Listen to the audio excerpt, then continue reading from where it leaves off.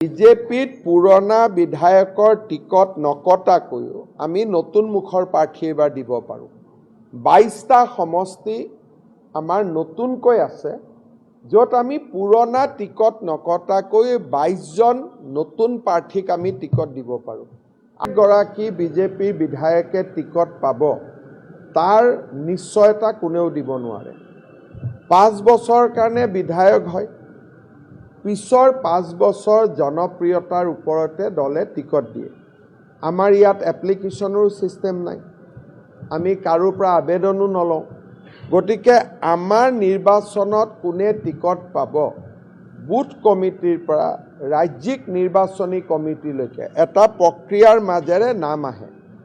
ৰাজ্যিক নিৰ্বাচনী কমিটিয়ে সেই নাম 2টা 3টা প্ৰত্যেক সমষ্টিৰ বিপৰীতে দলৰ সংসদীয় বৰ্ডলৈকে আমি প্ৰেৰণ কৰোঁ আৰু তাৰ পিছত তাতে সিদ্ধান্ত হয়।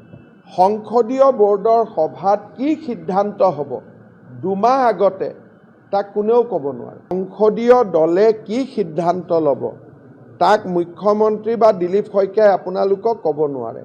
কিন্তু দলৰ এটা সাধাৰণ নীতি থাকে বিজেপিৰ, অসম বুলি নহয় দেশতে, যে আমি মহিলা আৰু যুৱকক অগ্ৰাধিকাৰ দিওঁ। সেইকাৰণে আজি আমাৰ ৰাষ্ট্ৰীয় সভাপতি নীতিন নবীন ডাঙৰীয়াৰ মাত্ৰ 45 বছৰ, তেওঁ ভাৰতীয় জনতা পাৰ্টিৰ আজি ৰাষ্ট্ৰীয় কাৰ্যকৰী সভাপতি হৈছে। তাৰ মানে কি, যে দলে নতুন মুখক সদায় প্ৰাধান্য দিয়ে, কিন্তু অসমৰ ক্ষেত্ৰত কেইখন মুখক দিব, কিমানক দিব, তাক অকল সংসদীয় বৰ্ডেহে ক'ব পাৰিব। বিজেপিত পুৰণা বিধায়কৰ টিকট নকটাকৈও আমি নতুন মুখৰ প্ৰাৰ্থী এবাৰ দিব পাৰোঁ।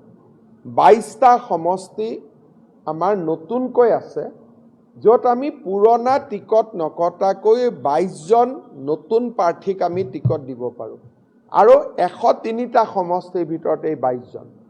বাকী কেইটালৈকে মই যোৱাই নাই, মোৰ যি কথা 103টাৰ ভিতৰত কৈ আছোঁ। 103টাৰ ভিতৰত আমি 22জন নতুন প্ৰাৰ্থীক এনেই টিকট দিব পাৰিম। কিবা কাৰণত যদি 10জন বিধায়ক পৰিৱৰ্তনো হয়, তাৰমানে 32টা। সেইকাৰণে এইবাৰ আমাৰ নতুন মুখক প্ৰাধান্য দিয়াত কোনো অসুবিধা নাই। আমাৰ হাতত চিট বেছি আছে, যোৱাবাৰ চিট নাছিল।